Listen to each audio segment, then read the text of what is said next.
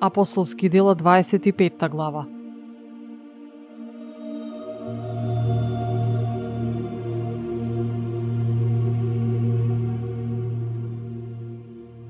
А Фест, откако во 3 дена прими власт, излезе од Кесарија и дојде во Ерусалим.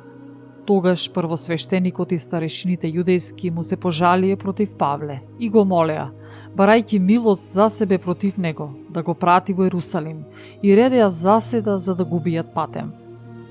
Но Фест одговори дека Павле се чува под стража во Кесарија, а и дека тој сам скоро ќе отпатува таму.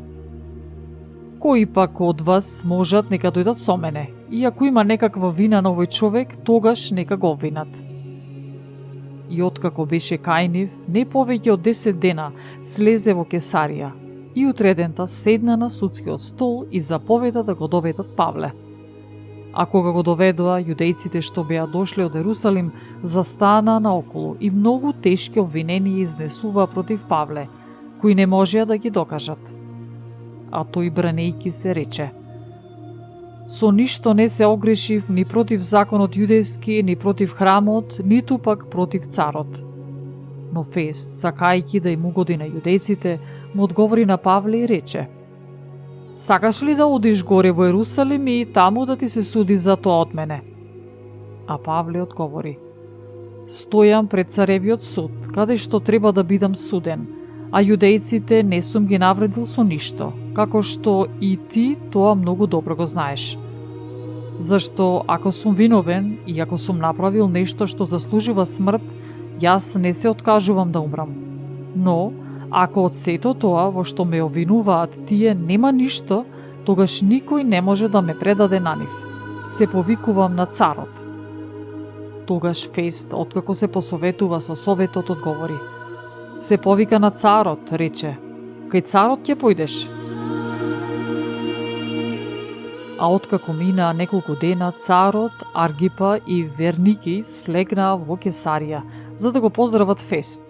И бидејќи таму се остана повеќе денови, Фест му рече на царот за Павле велејќи: Феликс, остави еден човек во затворот.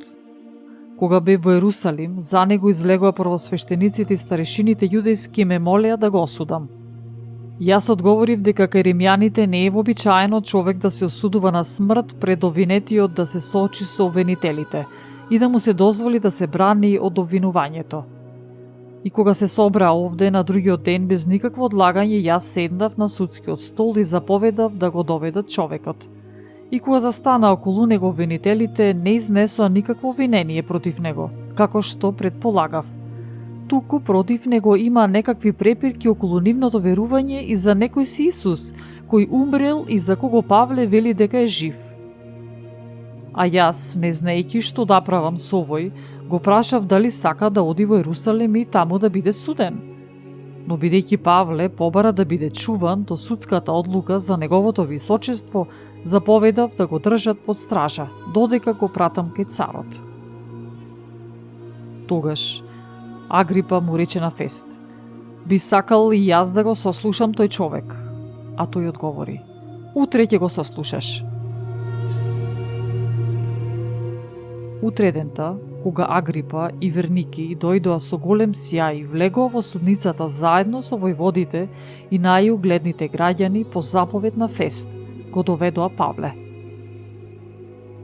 Фест рече: царе Агрипа и сите вие мажи, кои сте со нас овде, го гледате овој за кого целото мнозинство јудејци дојдоа кај мене, и во Ерусалим и овде, и вика дека тој повеќе не треба да живее.